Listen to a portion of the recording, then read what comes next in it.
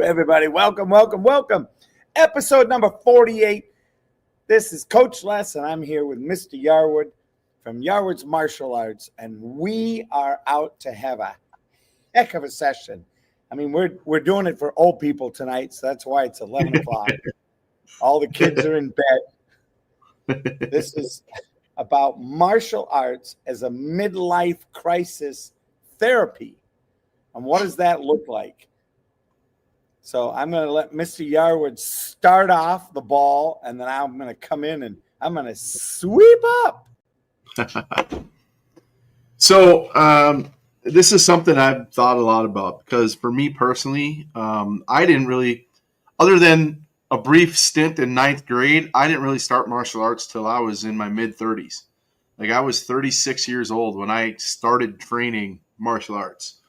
And my experience was, I was like, it took me 6 months to make the decision. I would drive by the karate place that I started at, as I was going home, as I was going to work. And every time I was coming home, I was like, I got to this intersection and I could see it on my left-hand side. And it was a stoplight. And I told myself, if I stop at this stoplight, I'm just going to get in that turn lane, go left, and go talk to them, right? And then I would go, stay green, right? Because I didn't want to do it. I was super nervous about it. I just felt uncomfortable. I just felt like it wasn't something for me. And finally one day, I just said, all right, fine, I'm going to do it. So I got in that turn lane. I turned left. I rolled up in there. Got into the parking spot, and I probably sat there for another 20 minutes contemplating, oh man, is this really what I want to do? Do I really want to go in that door? I don't know how I'm going to feel. I'm going to look silly. I'm old. I'm too old for this. I was just every excuse I could come up with. And I overcame every one of them and said, nope, I'm just going to do it. So I got out of the car and walked in the door, and I met my instructor, Mrs. Gaither. She invited me in. She goes, if you want, you can join the class. And I said, well, I don't have anything to wear right now. I was in my work clothes. I said, but I will come back tomorrow, right? But I sat down with her. We went through the whole intro thing, talked about everything.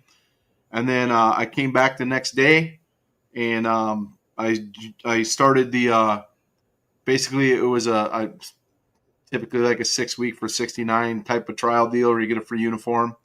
I jumped on the mat, and that was it.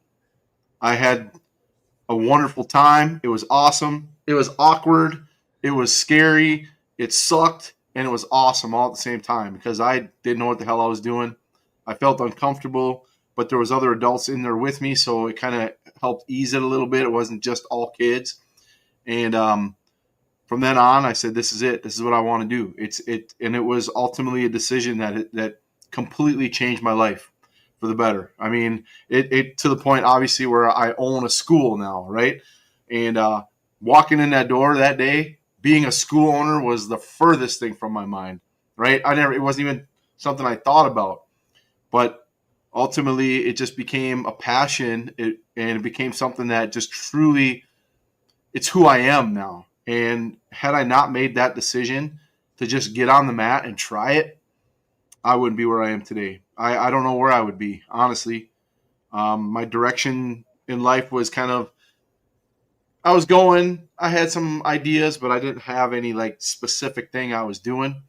And it literally 180 changed my life for the better. And it's just something that for me, when I see adults come in my school with their kids, I really push to get them on the mats because I see and feel what it's done for me specifically, and I want to give that gift to other adults, and it's something that's just it's a passion for me that I can talk to them about it because I was there, I was them. I know what it feels like to be uncomfortable in that situation. I know what it's like to get on that mat and not know what the hell I'm doing, and see all these kids jumping and swinging and screaming, and I'm just like, that's not me, right?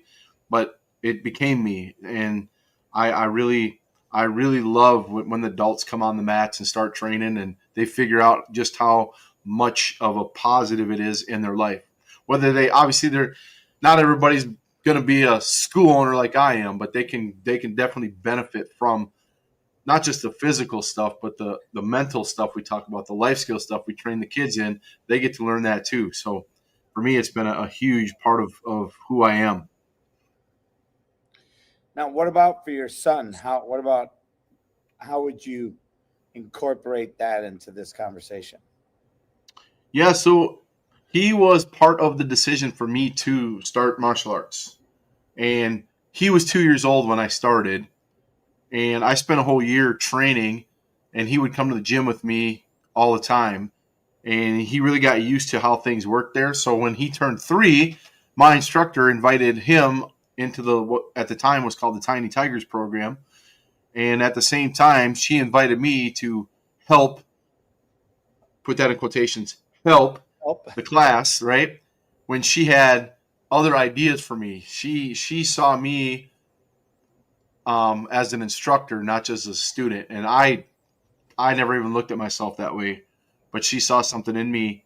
So I got to be on the mats with my son from day one as an instructor and being part of his life, being part of everything that he does, taekwondo related, and of course everything else too. So I got to not only be his instructor, but I was also his dad, right? And I'm setting the example as his dad, doing the same things he's doing, showing him, about training and discipline and all those things. He's getting to learn it while I'm getting to learn it as well. So it's kind of a threefold thing for me. I'm getting life skill stuff, I'm getting physical training, and I also get to be an example for my son,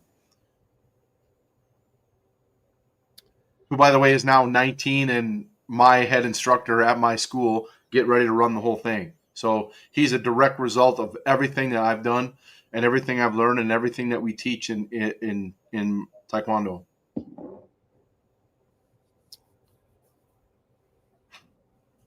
so really a mini me. Yeah, I guess pretty much. I think he's a better version of me. He's really stepping up. He's got a lot of new, fresh ideas and things that he wants to do. Things that how he runs the school, how he teaches, all those things. He's different than I am, and I see a lot of positive in all the things that he's doing. That's going to grow the school. That he's going to have a huge impact on the kids that are in that school. He has impact on everybody, even the adults. The adults, they love him because he's so relational. He's so interactive. He's just great with everybody. He's got a great charisma. He's very humble. He's very personable, and he's going to exceed everything that I've ever done, for sure.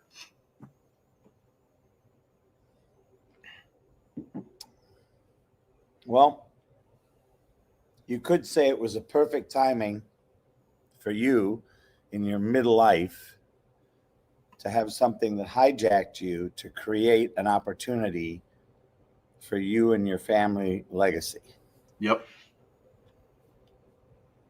which is pretty amazing. I would agree. So, kudos to you. Thank you. And for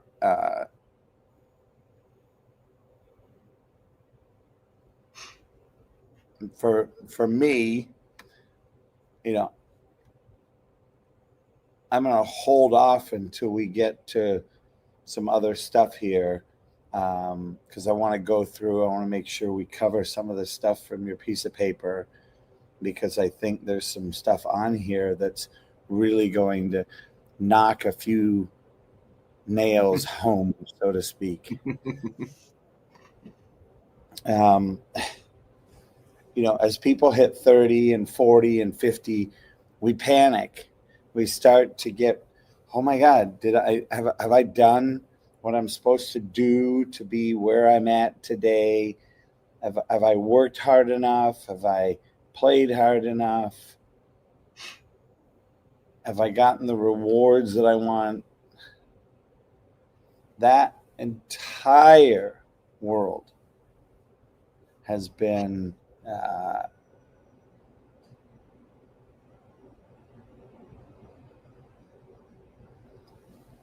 that entire world for me has been neglected. So when the number 2 here, midlife oh crap moment, emotional mental shift of aging, losing physical resilience and feeling purposeless. Quote, midlife isn't a breakdown, it's your soul saying, hey bro, you want to actually start living now? And I hear that, and I try to look at my own life, and I'll tell you this. I have been and I still am. So, don't think I've managed this.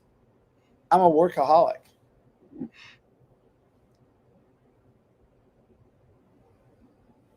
Always had 2 jobs or more.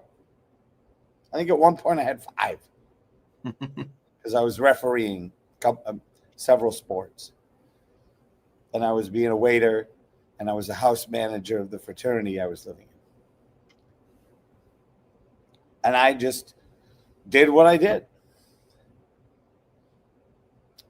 So I went, and I'm sharing this because this was my first step into karate with the American Karate Association. And somebody said, Les, you have so much energy. Why don't you do a martial art and get control of yourself? What do you mean get control of myself? I've been in the military. I got control of myself at a whole new level. So I took it on and made it up to purple belt. Loved it. My girlfriend / fiance / wife at the time joined. And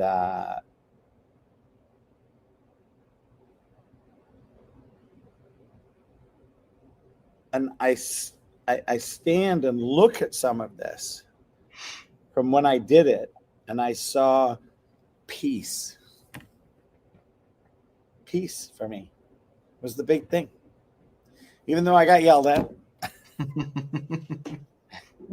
even though I made mistakes,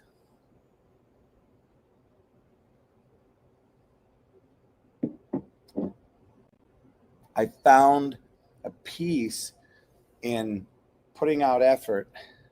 Somebody would go, well, Les, you could go hand till a garden and put in effort and sweat. Yeah, I could. It would miss the camaraderie.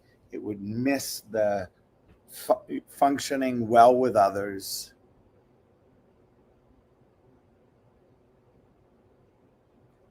And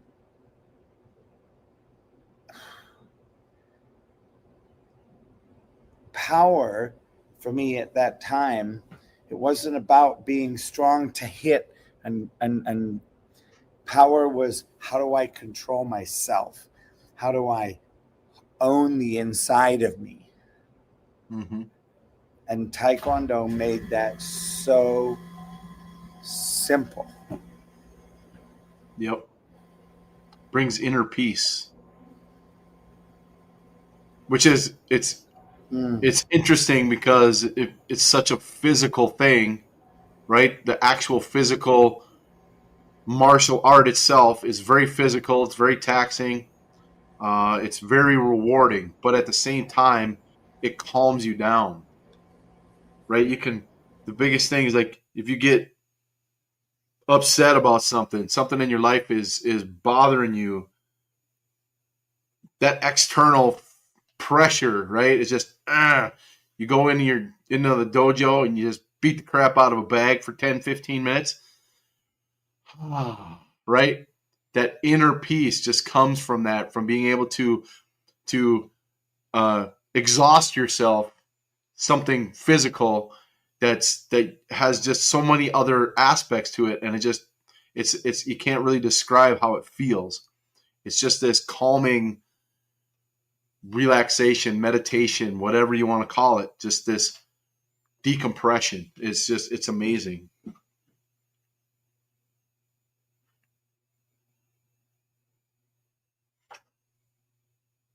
Coach, you're muted. Sorry, I had to blow my nose, and so I There we muted myself. Why martial arts is the perfect midlife therapy? For me, these are great opportunities for us to play with a little bit. So Mm-hmm. I'm going to share them and talk about a few of them. Structure, clear, consistent training. A lot of times in our life, we don't have structure other than electronic devices telling us what to do and when to do it. Mm-hmm. This gives us structure in how we move our bodies. Who's in control of our bodies? There's a lot of people out there that think their body controls them. Yep. And Well, you think about, and when you talk about that, and it's kind of there. When you aren't moving, when you don't have that structure, if you're not training on a regular basis, your body starts to break down, right? And if your structure, your or lack thereof, is coming home from work and sitting on the couch and having a beer and relaxing and watching TV, well, that's that structure that you have there is negative, right?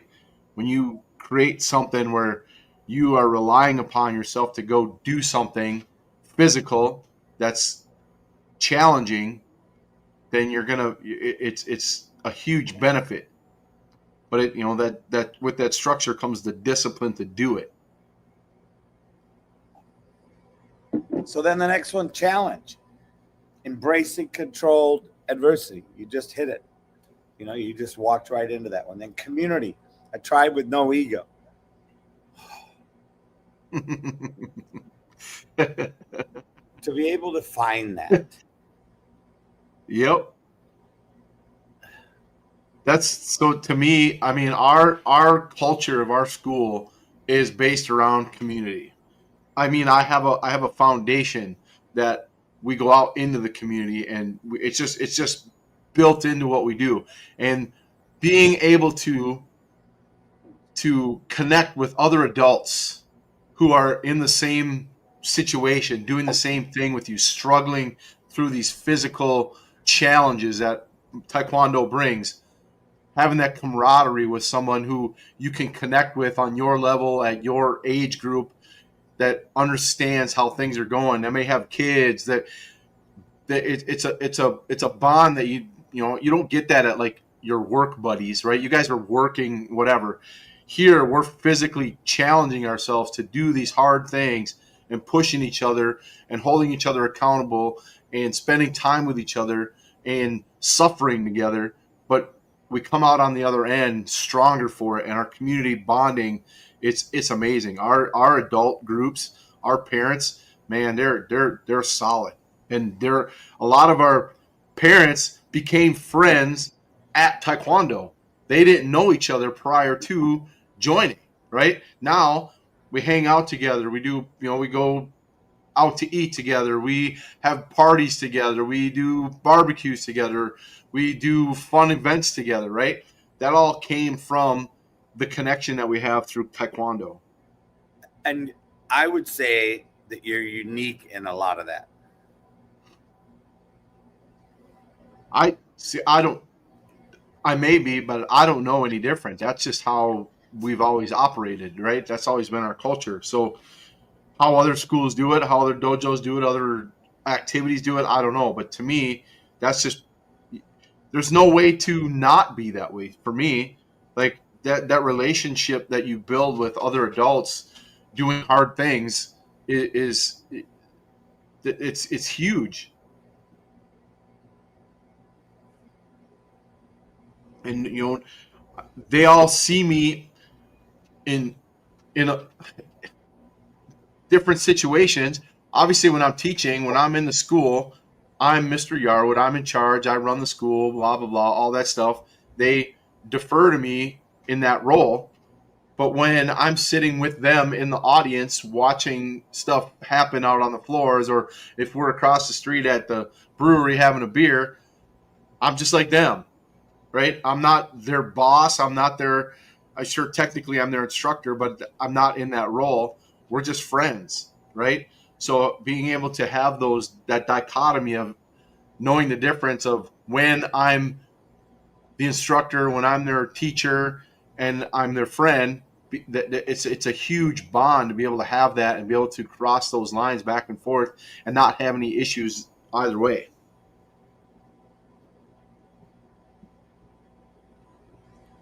So tell us a little bit more here now.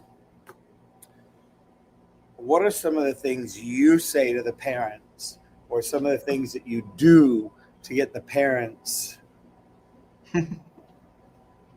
onto the mat? There's a lot of different. It's really funny because some parents are more susceptible to certain things than others, right? Some parents are very hard line. They're nope, nope, nope, nope, nope, and they're a different type of a challenge. The thing that I usually do that's easiest is I do 2 events a year that literally get them out on the mats, right? And I use a little bit of pressure from their kids to do it. We do Take Mom to Taekwondo Day. So we celebrate moms on the mat, right? So around Mother's Day, we bring moms out. They get to train with their kids. They get to have fun. Their kids pressure them and teach them and all that stuff. And they find out just how much fun it really is to get out there and do it. I also do Take Dad to Taekwondo Day, and the same kind of thing, right? We give them an opportunity to be out there and train and do what it is that we do. And a lot of them, they go, wow, I didn't realize how challenging this really is. And they really enjoy it. They get done, they're sweating, they got smiles on their face. I offer a family program that makes it easy for them to get out on the mats, right? We charge the first 2 people in the family, and then after that, everybody's free. So if you got a family of, mom, dad, and 2 kids, they only pay for essentially 2 people, right? So I give it to the point of like, all you got to do is I'll get you a uniform and you get on the mat. That's all you got to do. There's nothing else to do. There's no extra money involved. There's nothing. You're already here. Your kids want you out on the mats. I'll give you a uniform. All you got to do is get out on the mat. That's all you got to do, right? So I give it to the point where it's hard for them to say no. And still people do. For me, it's like, at least get out there and try, right? You don't really understand until you've been out there on the mats. It's one thing to sit there and watch. It's a whole other thing to do it. It's completely different. And typically, if I can get them out there a couple times, I can get them. A lot of time, the kids, I use the kids to pressure mom and dad too. Like, hey, tell mom and dad they should come out and train with you. You guys can train at home, you guys can do tournaments, right? So they're like, they want mom and dad out there then. Like, come on, mom, come on, dad, it'll be fun. Come train with me, right? So I put the pressure on them with their kids. I think it's awesome. It's fun.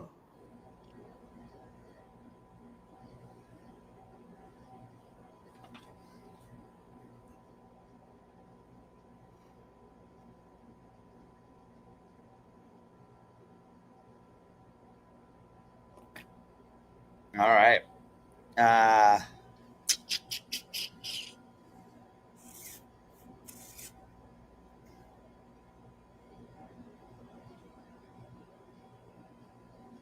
Here we go. Number 4, the call to take action. Fight, to train, or whisper. We're not going to whisper today.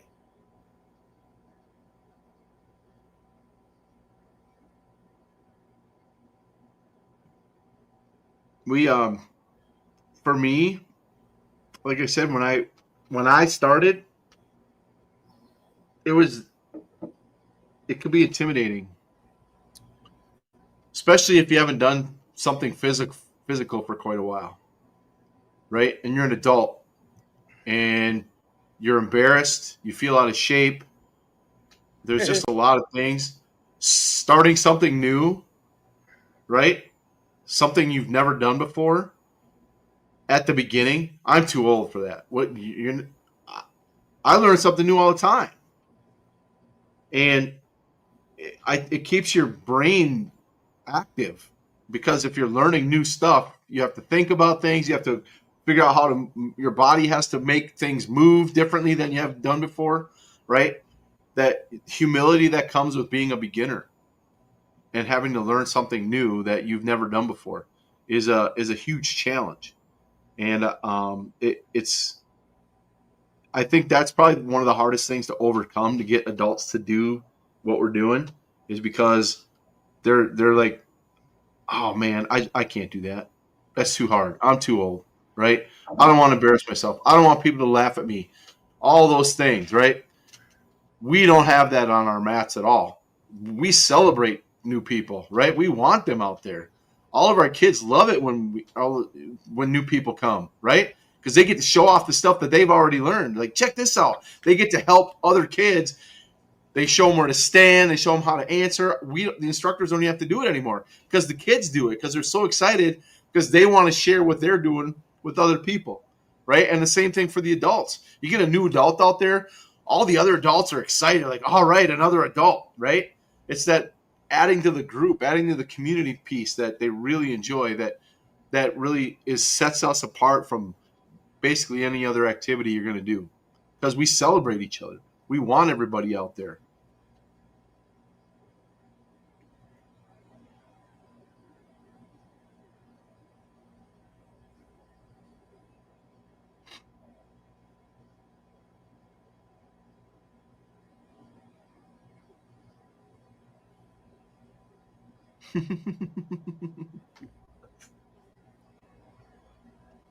So I'm asking Chat GPT. Uh-oh. Because that seems to be the thing. Why would martial arts put up it auto-corrected to martial law because of what's been going on today? Wow. Why would martial arts make me a better midlife man?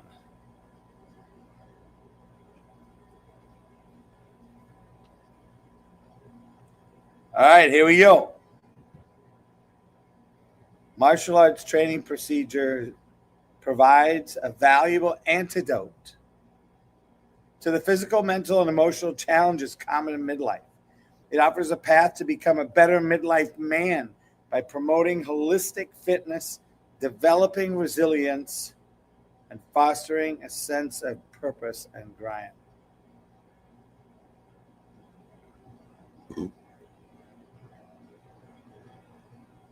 Okay. I agree. And it says physical benefits, reversing physical decline. Yes.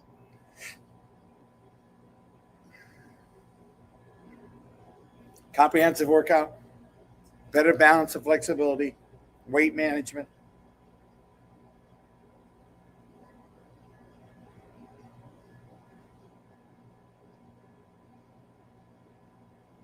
Shift in mindset. Woo! Yeah, yes.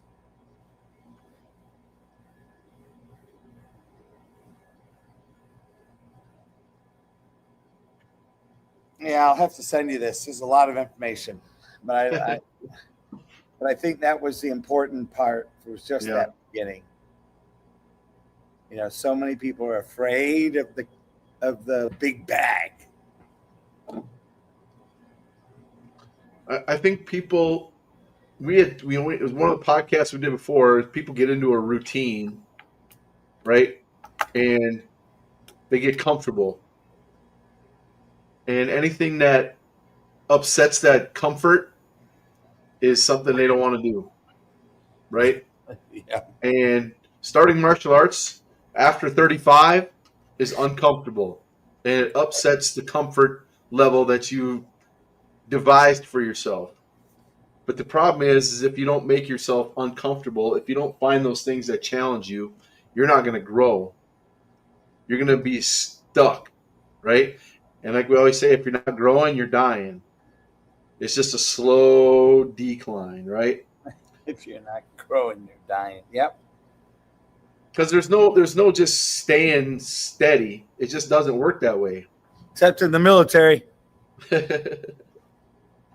So it's starting martial arts in your late, mid 30s and up is definitely outside of most people's comfort zone. However, it can become part of your comfort zone if you go out and just try it. Go push yourself. Because the benefits far outweigh everything else that you're gonna. I don't know of any cons to it. There might be some scheduling things or money, whatever. That's all concocted excuses, right? Like we talked about a couple podcasts ago. That's all that is, right? I can name, for every con you come up with, I can probably name 5 pros that go along with it. And you're not going to win an argument with me that it's not going to benefit you. It just ain't going to happen. Yeah.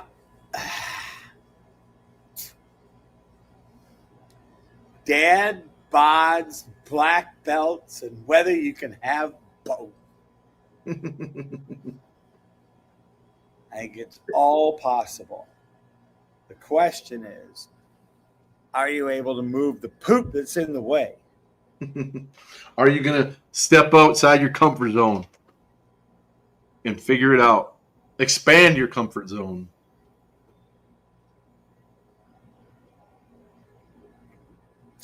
So let's see. You don't have to be an athlete. You don't have to be physically gifted. As a matter of fact, the majority of the people that come train with me aren't.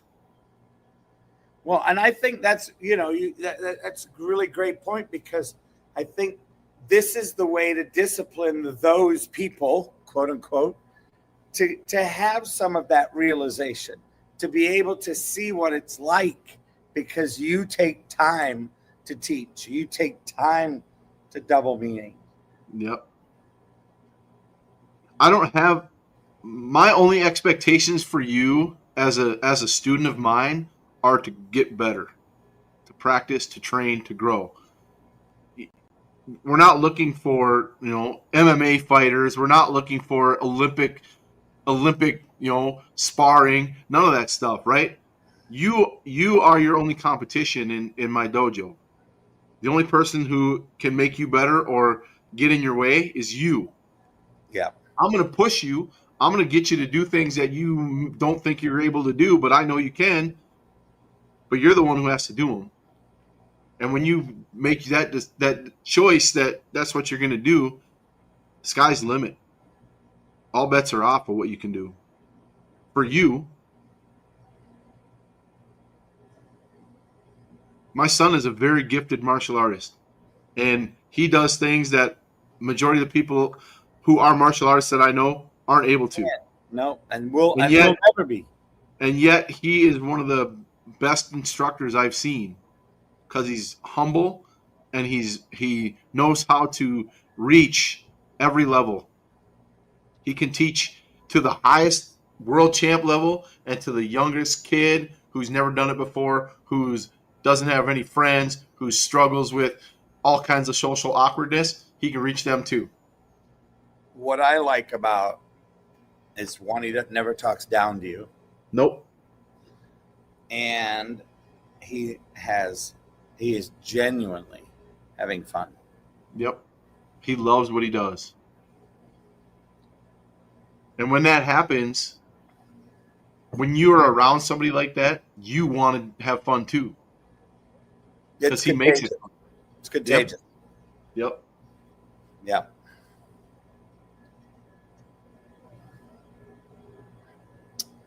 Well, all right. I think that's all my questions being answered. Thank you. Anything you want to say before we wrap up? Yeah. We've talked about it. We actually had a whole podcast about it. There's no excuses. You can come up with all the excuses that you want, right? You're just getting your own way. Try it. Just try it. See what happens. If you don't like it, fine, right? But the odds are pretty good that you're going to like it. And I think that might be one thing that people are scared of, that they are going to enjoy it. And they're going to add it to their life. It's like, do it. Don't make the excuses. Because it's too easy to not do something that you're going to miss out on all the benefits you're going to get from it, especially as older adults.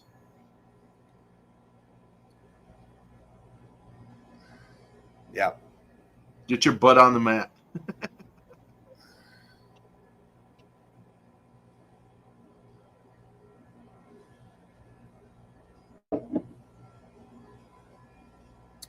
Well, I can't think of anything else more to say. I appreciate Oh, this. good. And I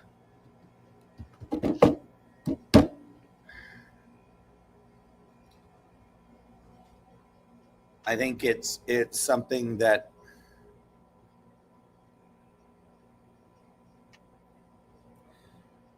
more people, rather than turning to drugs and going to the doctors, therapists, counselors, would benefit. Mm-hmm. I agree.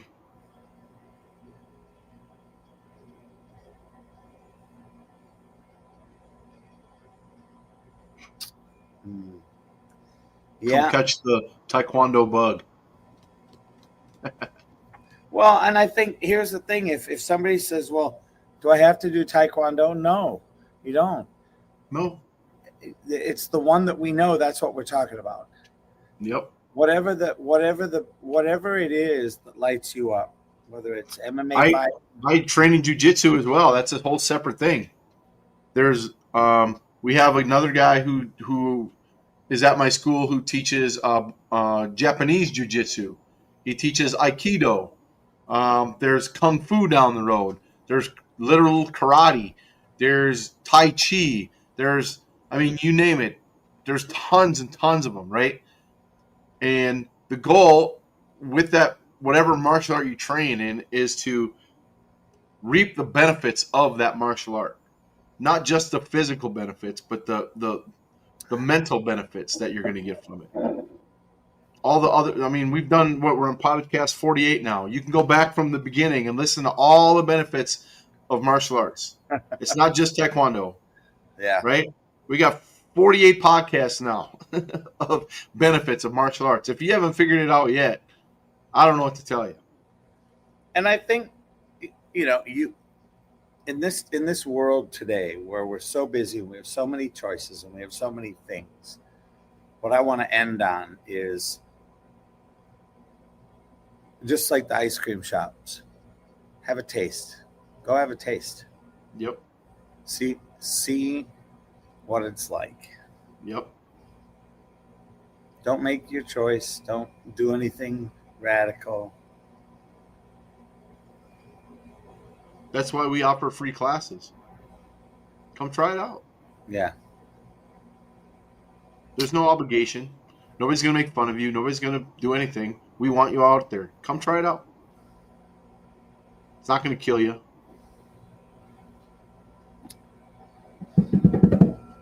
All right. Well, thank you, everybody. And let's see here. Here we go.